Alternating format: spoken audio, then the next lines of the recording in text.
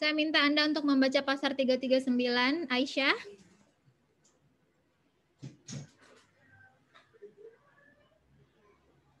Aisyah Az-Zahra.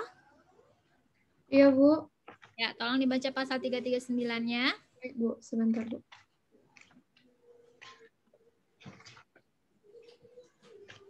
Baik, pasal 339. Pembunuhan yang diikuti, disertai atau didahului oleh sesuatu perbuatan pidana yang dilakukan dengan maksud untuk mempersiap atau mempermudah pelaksanaannya atau untuk melepaskan diri sendiri maupun peserta lainnya dari pidana dalam hal tertangkap tangan ataupun untuk memastikan penguasaan barang yang diperolehnya secara melawan hukum diancam dengan pidana penjara seumur hidup atau selama waktu tertentu, paling lama 20 tahun.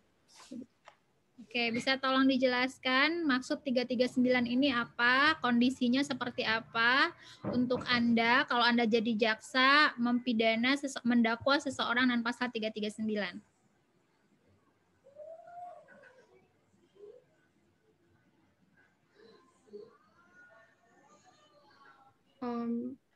Bisa diulangi, Bu? Maksudnya gimana, Bu? Iya, tolong dijelaskan pasal 339 ini maksudnya apa itu maksudnya?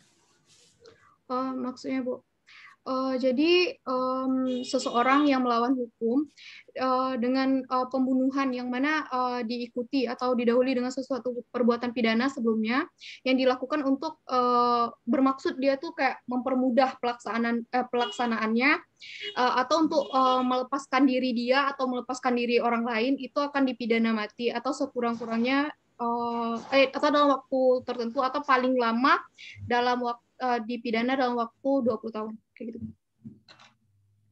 Pembunuhan maksudnya di situ apa?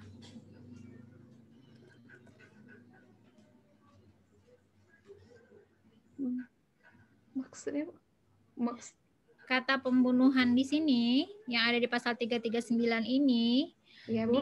Rujuknya ke pasal 338. Nih. Kata iya, pembunuhan itu munculnya di pasal 338. Apa itu pembunuhan? Merampas nyawa orang lain. Berarti pembunuhan yang ada di pasal 339 ini tidak terlepas dari ketentuan yang ada di pasal 338 terkait dengan pembunuhan.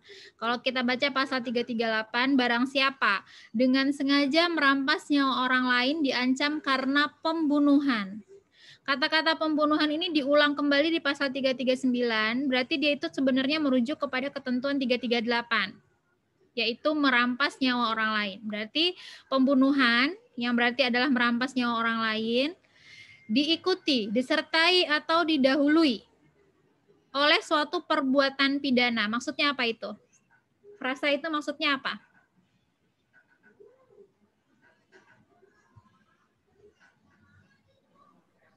Berarti kayak misalnya, boleh dengan contoh, Bu? Boleh, silakan. Baik, misalnya Ica melakukan perampasan nyawa orang lain atau pembunuhan terhadap orang lain, yang mana Ica disertai dengan melakukan tindak pidana seperti pencurian motor, mungkin bisa jadi kayak gitu, Bu. Disertai dengan pencurian misalnya. Kalau disertai berarti pembunuhannya duluan atau pencuriannya duluan.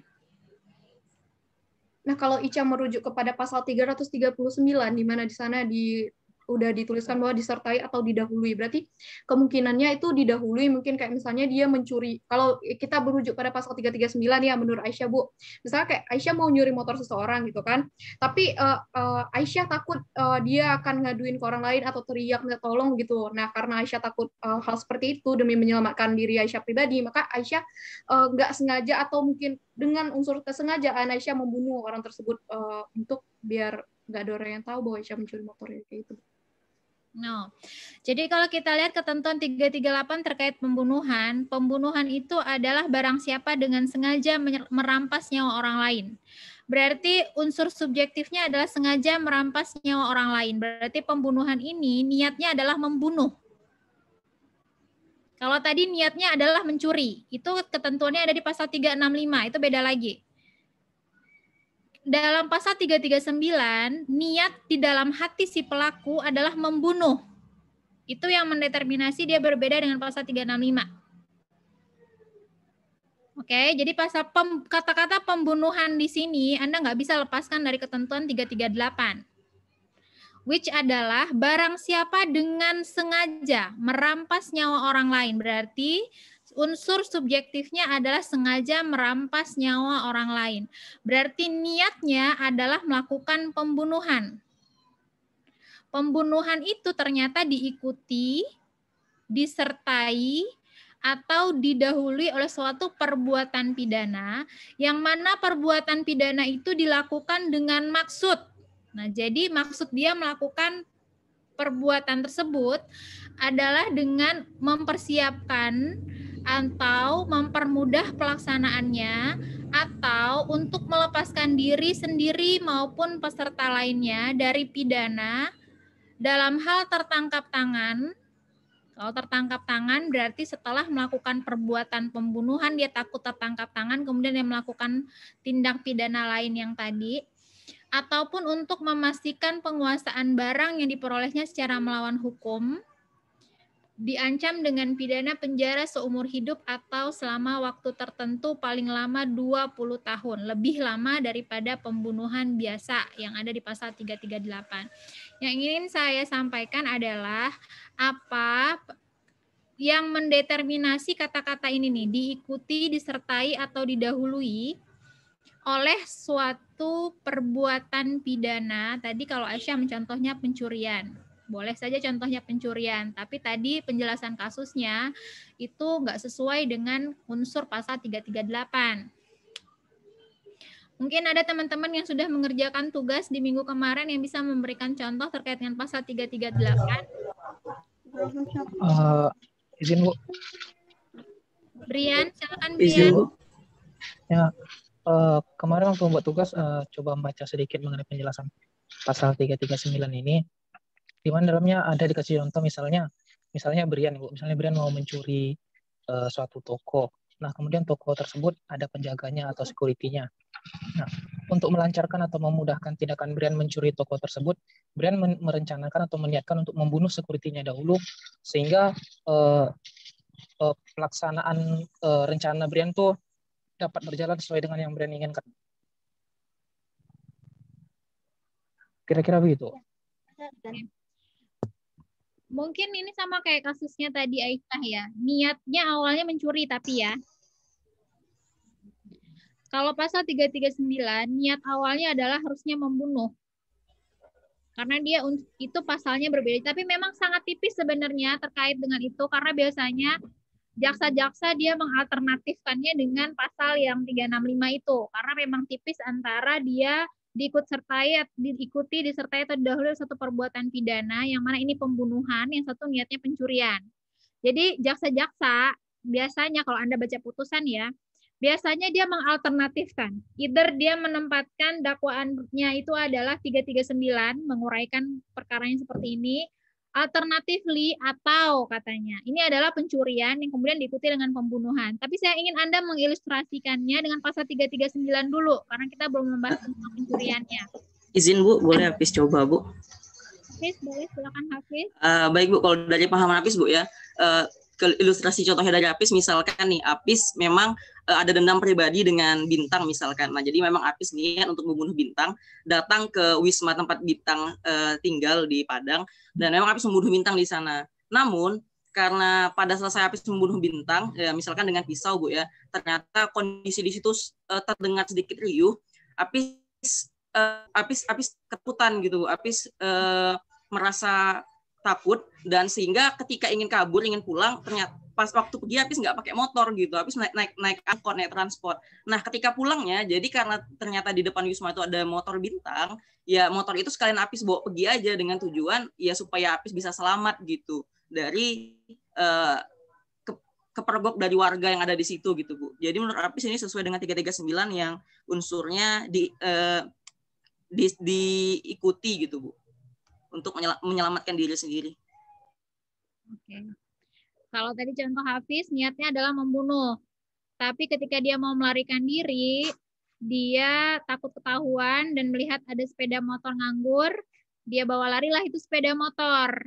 Sehingga tindak pidana perbuatan pidana yang dimaksudkan di sini adalah pencurian, yang mana pencurian itu merupakan perbuatan ikutan setelah dia melakukan pembunuhan dengan maksud untuk mempermudah melepaskan diri dari tindak pidana tertangkap tangan. Itu bisa dijadikan contoh untuk pasal 339. Nah, jadi intinya saya ingin mengemphasize bahwa pasal 339 itu unsur subjektifnya tetap adalah ketentuan yang ada di pasal 338 terkait dengan pembunuhan, yaitu ingin membunuh, ingin menghilangkan nyawa orang lain. Yang mana ini memang agak tipis dengan pasal 365, tetapi dia memiliki motif yang berbeda. Di dalam hal ini, niat si pelaku adalah membunuh. Makanya dia masuknya ke dalam ketentuan yang ada di pasal dekat-dekat dengan pembunuhan, menghilangkan nyawa orang lain. Jadi memang unsur-unsur pembunuhan itu harus terpenuhi objektif dan subjektifnya. Diikuti, disertai, berarti setelah dia membunuh ada perbuatan lain.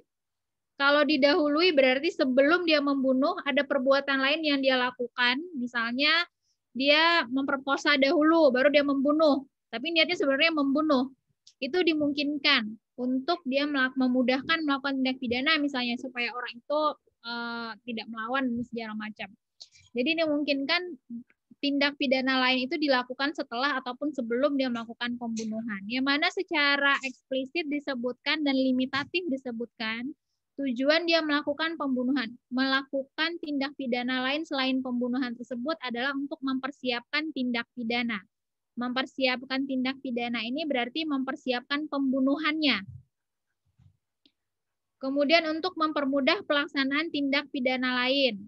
Dalam hal tertangkap tangan atau untuk menghindarkan dirinya ataupun temannya yang ikut serta melakukan tindak pidana itu, ataupun untuk menyelamatkan barang yang ada dalam penguasaannya secara melawan hukum. Jadi ada dua tindak pidana di sini.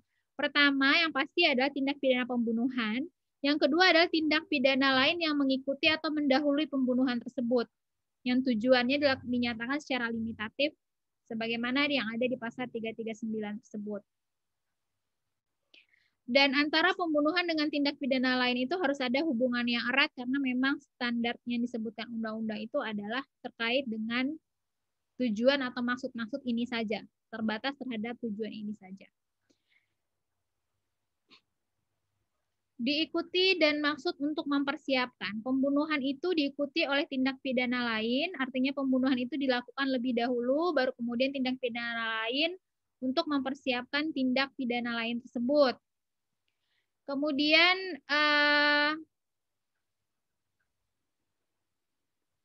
unsur disertai dan maksud mempermudah, karena ini kata-katanya atau ya, kan kata-katanya atau, jadi salah satu. Diikuti, disertai, atau didahului. Jadi salah satu. Bisa diikuti, disertai, atau didahului perbuatan pidana. Jadi salah satu harus Anda buktikan. Perbuatan itu disertai oleh pembunuhan itu disertai oleh tindak pidana lain, artinya pelaksanaan pembunuhan dengan pelaksanaan tindak pidana lain terjadi secara berbarengan atau serentak, berarti at the same time. Didahului dan maksud melepaskan diri, berarti dilakukan sebelum melakukan tindak pidana tersebut. Menghindari diri maupun peserta lainnya dari hukum pidana, memastikan penguasaan barang yang diperolehnya dari tindak pidana. Itu contohnya tadi sudah disampaikan oleh Hafiz. Sebagaimana saya sudah jelaskan juga bahwa sebenarnya ketentuan pasal 339 ini sangat mirip dengan ketentuan pasal 365 ayat 3. Kalau kita lihat pasal 365, coba tolong dibacain Amalia.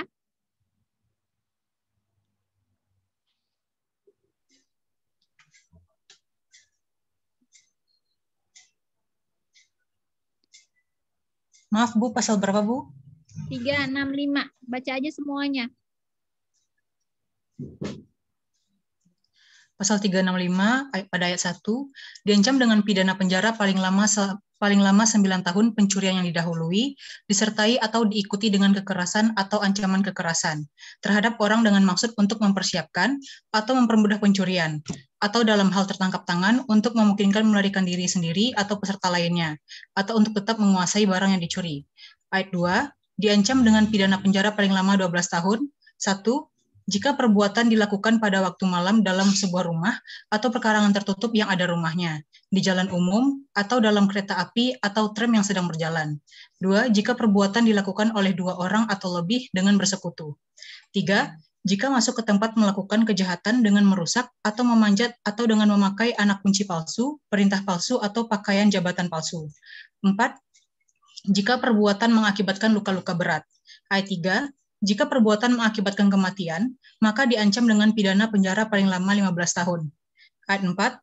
Diancam dengan pidana mati atau pidana penjara seumur hidup atau selama waktu tertentu paling lama 20 tahun jika perbuatan mengakibatkan luka berat atau kematian dan dilakukan oleh 2 orang atau lebih dengan bersekutu, disertai pula oleh salah satu hal yang diterangkan dalam nomor 1 dan 3. Oke. Terkait dengan pasal 339, itu paling dekat dengan ayat 3 ini. Jika perbuatan mengakibatkan kematian, maka diancam dengan pidana penjara paling lama 15 tahun. Tapi sanksinya berbeda. Sanksinya berbeda. Lebih berat mana? 339 atau 365 ayat 3? 339, Bu. 339 karena memang pendeterminasian niatnya berbeda. Pasal 365 niatnya adalah mencuri. Tapi diikuti dengan didahului, disertai, atau diikuti dengan kekerasan atau ancaman kekerasan. Kalau ini ternyata kekerasan tersebut mengakibatkan orang itu mati. Jadi niatnya tidak pernah ingin membunuh sebenarnya. Tapi pencurian yang dia lakukan itu mengakibatkan orang mati karena memang disebutkan niatnya itu bukan membunuh. Kalau 339, karena niatnya adalah membunuh, merampas nyawa orang lain, sehingga sanksi pidana juga menjadi lebih berat.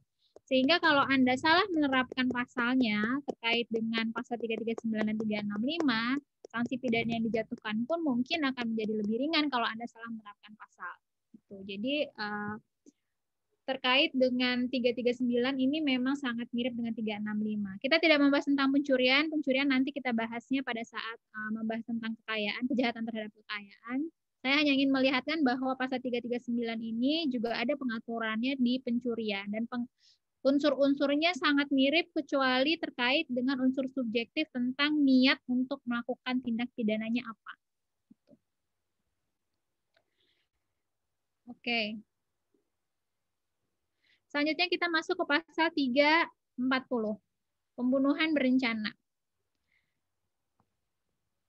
Dia adalah pembunuhan yang paling berat ancaman pidananya dari seluruh bentuk jenis kejahatan terhadap nyawa manusia, yang terdiri dari pembunuhan ditambah dengan adanya unsur rencana terlebih dahulu.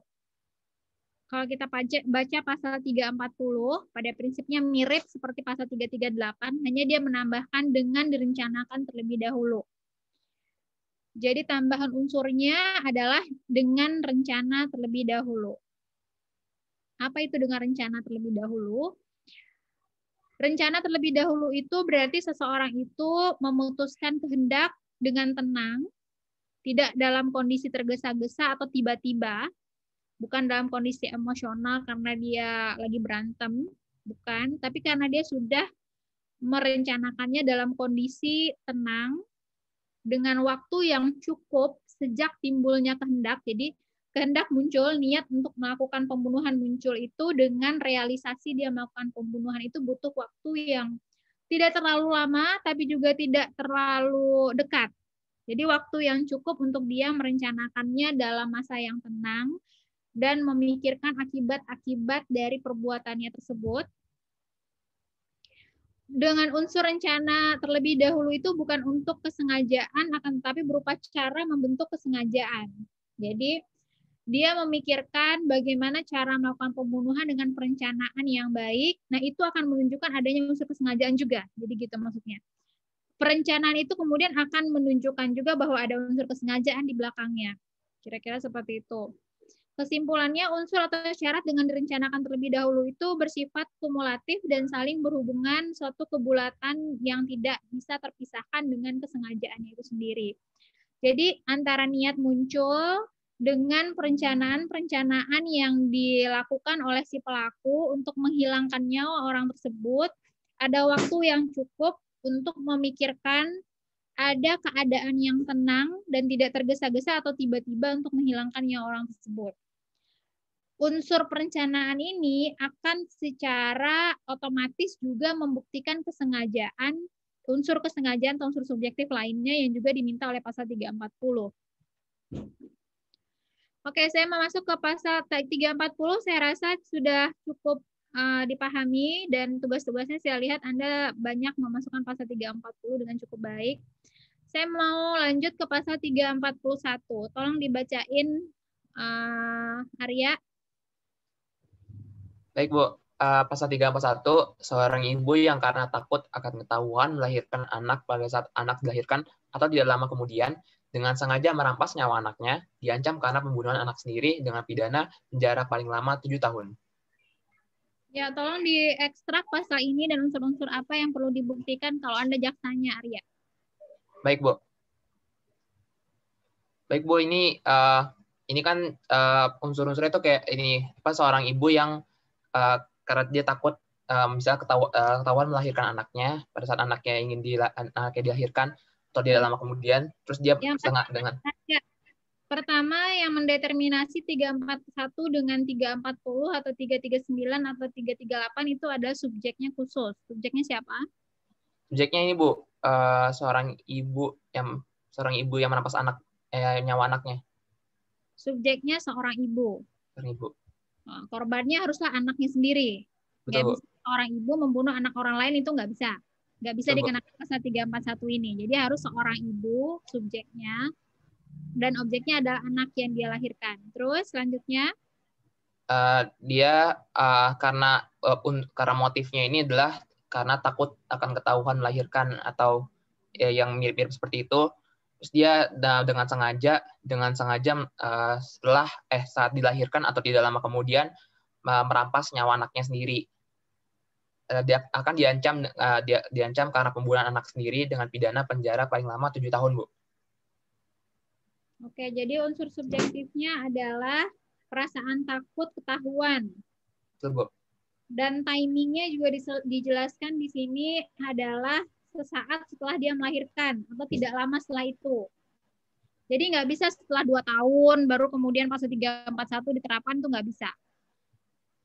Jadi batas waktunya memang adalah setelah dia melahirkan dan beberapa saat setelah itu. Beberapa saat setelah itu nggak mungkin sampai berbulan-bulan juga. Paling hari yang sama atau the next day. Itu mungkin kalau menurut saya batasan yang cukup rasional untuk menyatakan tidak lama kemudian setelah dia melahirkan itu. Jadi nggak mungkin berhari-hari juga nggak mungkin untuk kemudian, kalau sudah berhari-hari berarti itu udah masuknya kepada pasal 342. Direncanakan terlebih dahulu. Kalau 341, ini benar-benar at the moment dia habis melahirkan, dalam kondisi psikologis selesai melahirkan, dengan perasaan takut ini berarti perasaan takut ini perlu Anda buktikan, takut ketahuan melahirkan. Kira-kira kalau misalnya ibu-ibu yang normal punya suami, dia melahirkan takut nggak? Tidak, Bu. Enggak kan? Biasanya pasti itu adalah ibu-ibu yang melahirkan anak kalau nggak ada suaminya. Jadi supposedly ini si ibu adalah ibu yang nggak pengen anak ini diketahui oleh orang lain karena memang anak ini lahir karena tidak diinginkan. Jadi perasaan takut ketahuan melahirkan ini perlu Anda buktikan. Waktunya juga perlu Anda buktikan sesaat setelah dia melahirkan atau tidak lama setelah itu. Kemudian dengan sengaja merampas nyawa anaknya. Jadi nggak boleh karena kelalaian. Berarti memang ada niat untuk menghilangkan nyawa anak tersebut. Perbuatannya diancam karena pembunuhan anak sendiri, sanksi pidananya itu adalah 7 tahun. Jauh lebih rendah dibandingkan dengan pembunuhan pasal 338. Baik, selanjutnya kita masuk ke pasal 342.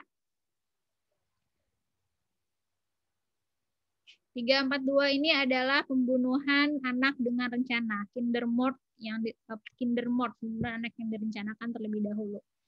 Saya mau minta tolong sama Divani. Divani ada? Ada, Bu. Tolong baca pasal 342, Divani. Pasal 342. Seorang ibu yang untuk melaksanakan niat yang ditentukan karena takut akan ketahuan bahwa ia akan melahirkan anak, pada saat anak dilahirkan atau tidak lama kemudian merampas nyawa anaknya. Diancam karena melakukan pembunuhan anak sendiri dengan rencana, dengan pidana penjara paling lama 9 tahun.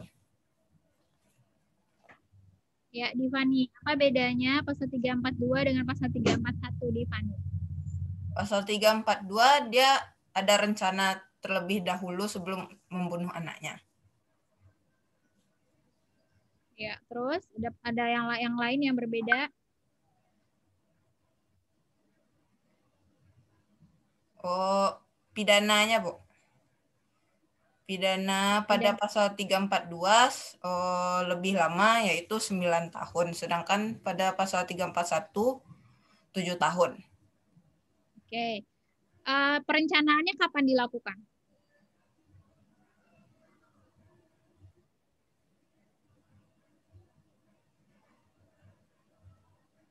Sebelum anaknya lahir. Sebelum anaknya lahir, berarti kapan? Saat masih mengandung. Saat masih dalam kandungan. Jadi dia merencanakan pembunuhan itu sejak anaknya itu belum lahir. Jadi dia bisa merencanakannya dari awal-awal dia hamil atau in the middle dia hamil atau hampir-hampir melahirkan. Intinya dari awal dia memang ingin saat anaknya lahir ini dia akan langsung membunuh anak tersebut.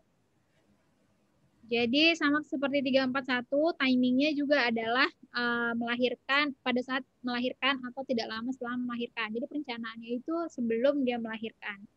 Kalau 341 tetap dia melakukannya pada saat melahirkan itu dia baru kemudian kepikiran untuk membunuhnya. Jadi munculnya niat itu kalau 341 in the moment dia setelah melahirkan. Kalau 342 niat untuk membunuh itulah muncul sebelum jauh-jauh hari sebelum dia melahirkan.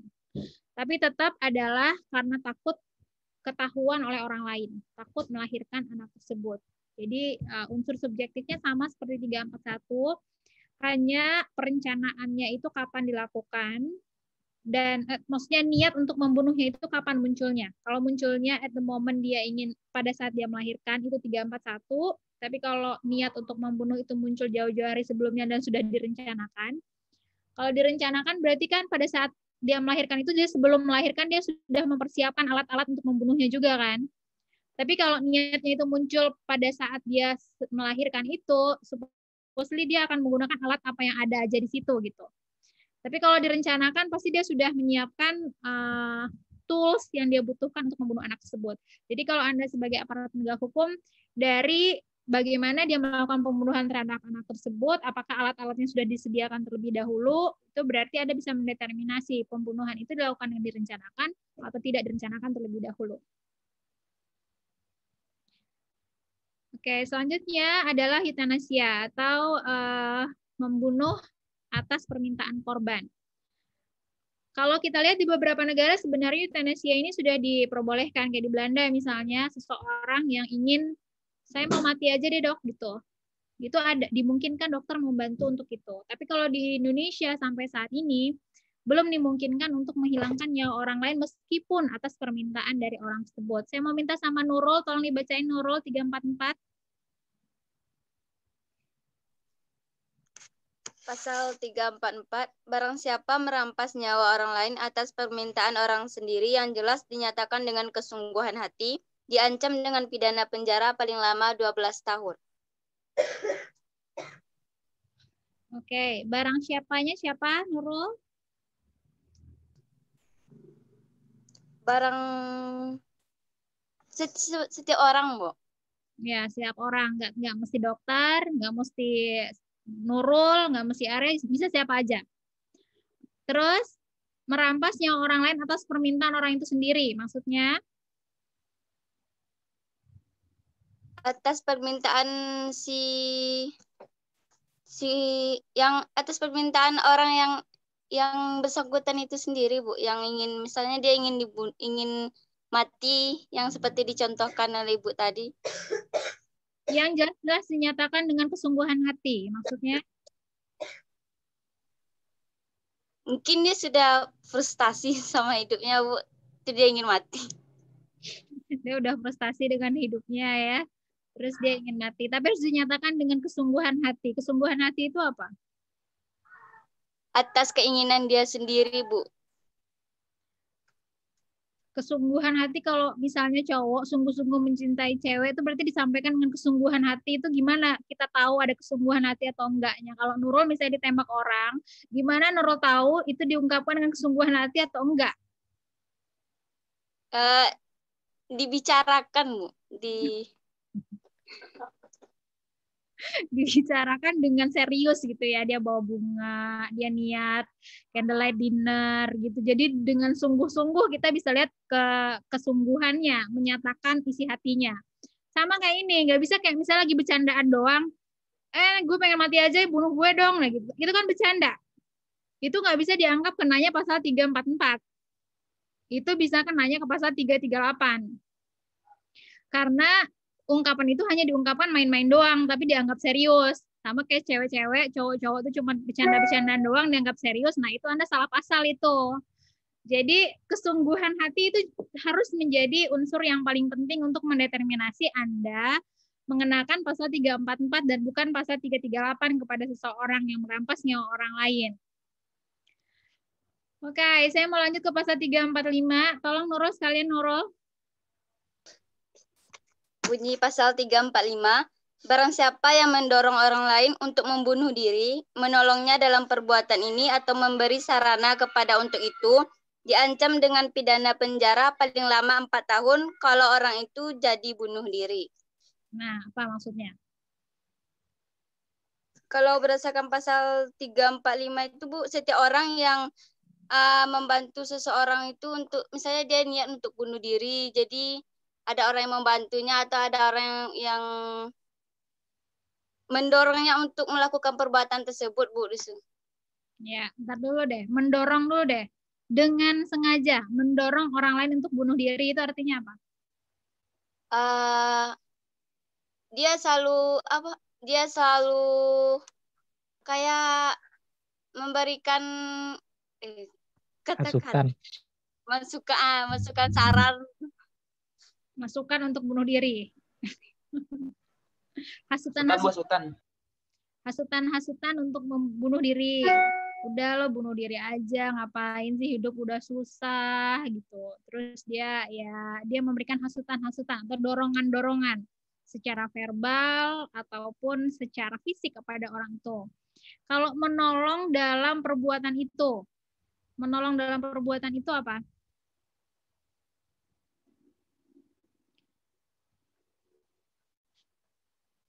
Nurul, masih ada di dalam ruangan?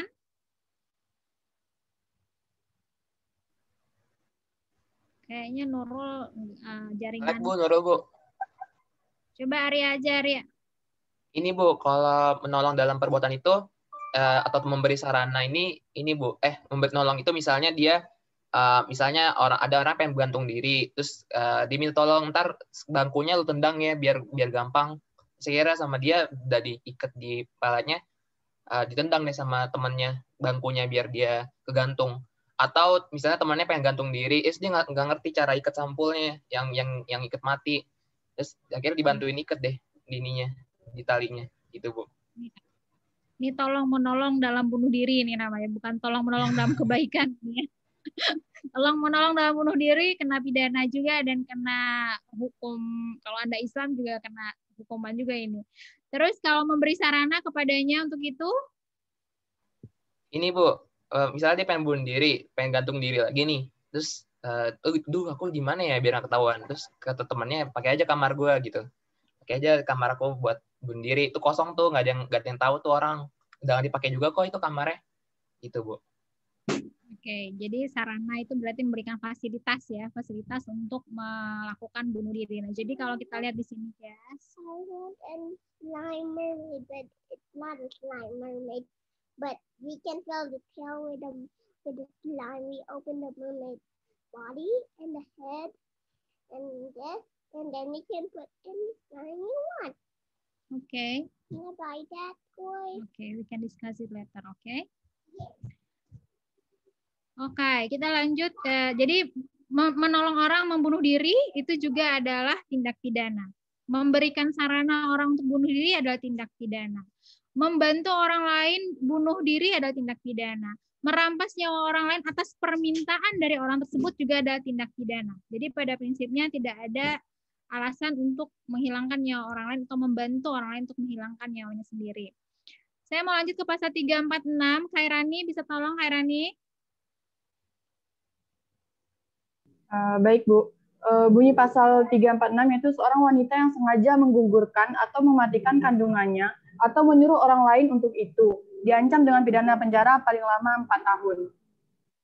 Oke, bisa tolong dijelaskan?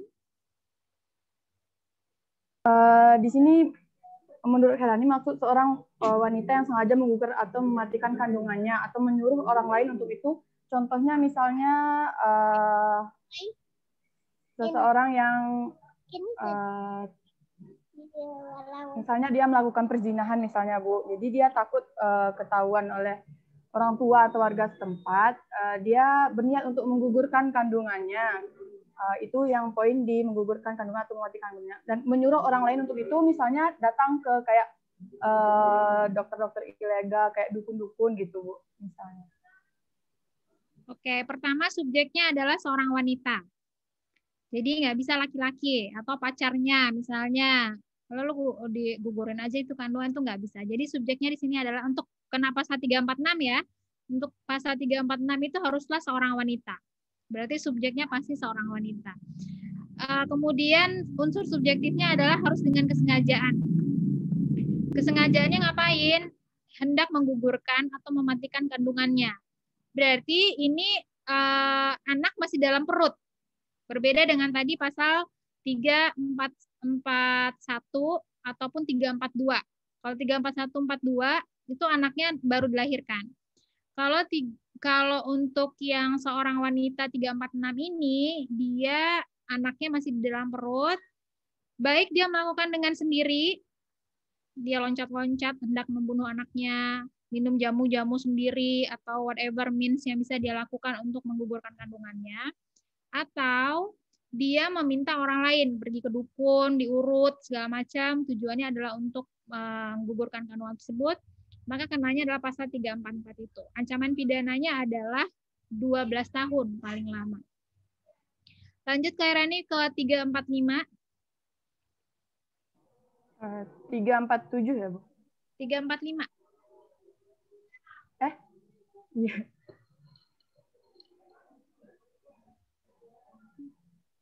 Iya, 347. 347, sorry. Ya, pasal 347 yang ayat 1 yaitu barang siapa dengan sengaja menggugurkan atau mematikan kandungan seorang wanita tanpa persetujuannya diancam dengan pidana penjara paling lama 12 tahun. Ayat 2, jika perbuatan itu mengakibatkan matinya wanita tersebut diancam dengan pidana penjara paling lama 15 tahun. Ya, apa ini? Misalnya menyangkut ke pasal 346 tadi, misalnya Bu, dia ketahuan berzina misalnya kan, Bu. Jadi si yang laki-laki tidak mau tanggung jawab, Bu, gitu. Jadi si yang perempuan tidak mau menggugurkan kandungannya, sedangkan yang laki-laki karena tidak ingin bertanggung jawab, Bu, tanpa sepengetahuan si perempuan misalnya dia memberi semacam kayak misalnya racun atau bagaimana gitu, Bu, sehingga gugur kandungan si wanita tadi, Bu. Mungkin begitu, Bu. Oke, berarti ini subjeknya adalah barang siapa, berarti siapa aja, boleh ya orang tua, boleh pacar, pokoknya orang lain. Yang niatnya adalah sengaja ingin menggugurkan atau mematikan kandungan seorang wanita. Dalam hal ini wanitanya itu sebenarnya nggak mau kandungannya digugurkan, berarti harus tanpa persetujuan dari si wanita. Ancaman pidananya 12 tahun.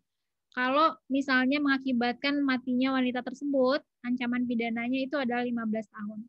Nah, dalam hal ini berarti sebenarnya si janin nggak diperhitungkan nih. Kalau kita lihat ancaman pidananya ya, mengakibatkan wanita itu mati dan mengakibatkan janinnya mati at the same time, berarti sebenarnya kan janin mati, si wanita mati. Sanksi pidananya sama kayak pasal 338, membunuh orang. Jadi dalam hal ini si janin tidak dianggap sebagai individu atau subjek hukum yang diperhitungkan sebagai korban juga. Oke, lanjut ke pasal 348. Rani aja sekalian, Rani bercepat. Baik, Bu. Bunyi pasal 348 ayat 1, barang siapa dengan sengaja menggugurkan atau mematikan kandungan seorang wanita dengan persetujuannya, diancam dengan pidana penjara paling lama 5 tahun 6 bulan. Nah, untuk ayat keduanya, jika perbuatan itu mengakibatkan matinya wanita tersebut, diancam dengan pidana paling lama 7 tahun. Nah, di sini misalnya kita pakai contoh yang di 346 tadi, ternyata mereka sama-sama tidak ingin orang tahu tentang perzinahan yang mereka lakukan ini, Bu. Jadi bisa saja mereka berdua bekerja sama untuk menggugurkan kandungannya tadi, Bu. Oke, ini dengan persetujuan ya, bedanya dengan 347, ada persetujuan dari si wanitanya. Kemudian kalau wanita itu mati, ancaman pidananya adalah 7 tahun. Nah, ini kan sebenarnya kalau Anda mengikuti perkembangan RUU PKS ya, RUU PKS itu kan dia ada sebuah pasal yang menyatakan pengguguran kandungan dengan paksaan. Yang mana itu menjadi kontroversi. Ada beberapa yang menyatakan ketidaksetujuan, berarti dengan persetujuan boleh dong gitu. Nah, kalau kita balik kepada asas hukum pidana, kita tuh tidak membaca pasal seperti itu. Kita membaca pasal, apa yang tertulis di situ, itu norma yang diatur. Bukan sebaliknya. Jadi kalau normanya mengatur dilarang melakukan aborsi dengan paksaan, apakah kemudian implikasinya kalau aborsi itu dilakukan dengan persetujuan boleh? Nggak begitu kita baca undang-undang pidana. Undang-undang pidana itu strikto. Seperti apa yang tertulis, seperti itu yang dibaca. Seperti itu yang ditafsirkan. Bukan implikasi sebaliknya. Jadi kalau misalnya undang-undang itu menyebutkan dengan ancaman kekerasan, itu berarti ya ancaman kekerasan itu saja yang diatur di situ, bukan sebaliknya. Sama kayak melakukan hubungan seksual dengan paksaan. Berarti melakukan hubungan seksual dengan tidak dipaksa boleh dong. Enggak begitu kita baca undang-undang pidana. Apa yang tertulis di situ, itu yang diatur. Bukan yang sebaliknya. Terkait dengan, karena memang undang-undangnya itu kan undang-undang terkait dengan kekerasan seksual kan. Jadi memang dengan paksaan-paksaan itu dimunculkan di situ. Terkait dengan tidak pemaksaan, ya adanya di KUHP, sudah ada aturannya. Terkait dengan aborsi, terkait dengan pemerkosaan, sama kayak misalnya, dalam Undang-Undang Perlindungan Anak, dilarang melakukan pemerkosaan terhadap anak. Apakah kemudian artinya memperkosa orang dewasa boleh? Enggak begitu kita baca undang-undang pidana. Apa yang tertulis di situ, itu yang diatur, bukan sebaliknya. Bukan kita menganalogikan dengan pengertian yang berbeda. Jadi Anda kalau jadi mahasiswa Fakultas Hukum, tolong agak cerdas sedikit. Karena saya juga sangat menyayangkan ternyata BEM UNAN itu menolak ya rancangan RUU PKS itu. Kan sangat memalukan dan Anda tidak ngerti isinya apa, dan Anda nggak mempelajari sebenarnya. Jadi pelajari dulu, baru Anda protes. Jangan Anda bikin-bikin statement, tapi Anda nggak ngerti apa yang Anda protes. Tuh. Meskipun memang ada hal-hal yang perlu diperbaiki, tetapi apa yang Anda proteskan itu tidak ada dasar ilmiahnya. Gitu. Kalau saya sih yang saya sarankan perbaiki adalah bagian asas-asas. Dia harus juga menganut pandangan-pandangan ajaran norma-norma yang ada dalam masyarakat. Jadi tidak sangat sekuler, tapi harus ada pandangan-pandangan norma-norma yang berlaku dalam masyarakat. Tapi kalau norma yang diaturnya saya pikir sudah cukup baik sebenarnya. Oke, saya mau lanjut ke pasal berikutnya karena sebelum kita masuk ke penganiayaan minggu depan. Kita lanjut ke pasal 349. Sarah, tolong Sarah.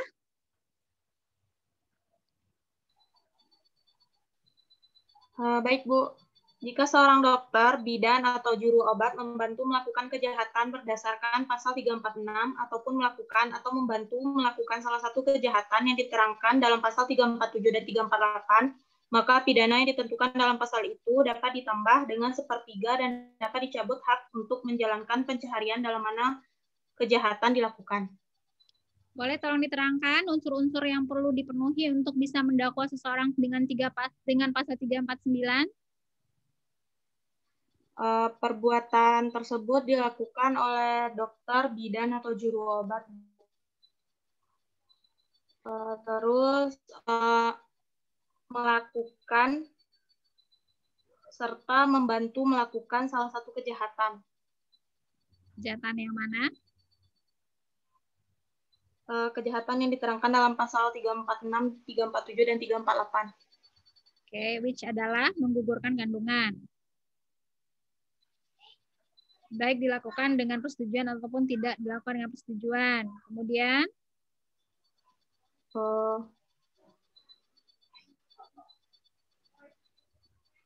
Maka pidana yang ditentukan dalam pasal itu dapat ditambah dengan 1/3 dan dapat dicabut hak untuk menjalankan pencaharian dalam mana kejahatan dilakukan. Oke, saya mau tanya dulu. Maka pidana yang ditentukan dalam pasal itu dapat ditambahkan dengan 1/3, maksudnya apa?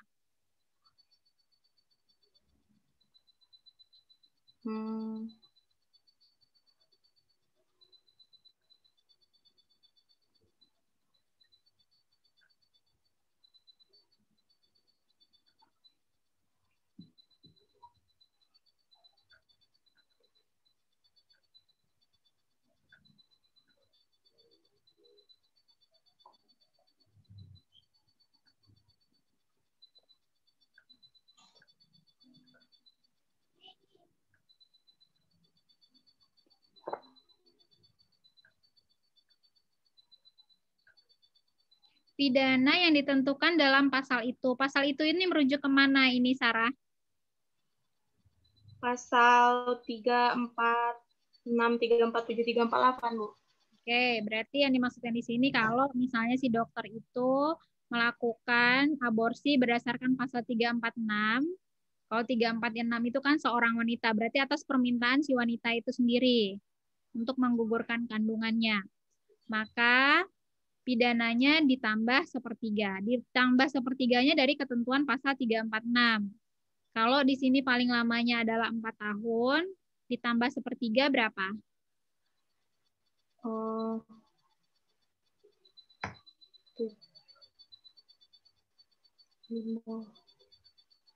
4/3. Berarti 1 tahun 3 bulan ya.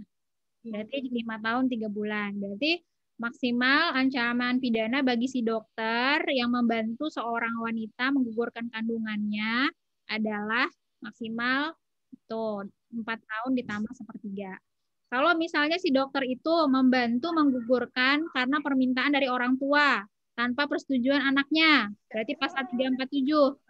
Ancaman pidananya adalah ditambah dari 12 tahun. Jadi seperti ketentuan yang ada di 346, 347, atau 348 ini kemudian dengan pembantuan si dokter. Oke, pembunuhan selesai. Ada yang mau ditanyakan di sini? Mbak, Bu, izin bertanya, Bu. Saya bertanya, lain ke Mbak absen. Ya, silakan Arya. Itu deh, tong hari deh. Oke, Bu. Ini, Bu, izin bertanya mengenai pasal 344 nih, Bu. Jadi kan yang barang siapa merampas nyawa orang lain atas permintaan orang itu sendiri yang jelas dinyatakan dengan sumber hati diancam dengan pidana penjara paling lama 12 tahun, Bu. Nah, bagaimana jika ini, Bu? Apa namanya, Bu? Kasusnya tuh kayak misalnya yang misal pasien yang sekarat, misal pasien yang dia sudah lama atau sudah lama dirawat itu, Bu. Lalu dia karena dia merasa sudah capek gitu, Bu. Lalu dia menuliskan surat gitu, Bu, surat untuk orang tuanya agar perawatan dia semua dicabut, Bu, agar tidak membebankan orang tuanya lagi. Nah, itu apakah bisa dikenakan pasal 344, Bu, jika orang tuanya mengiyakan?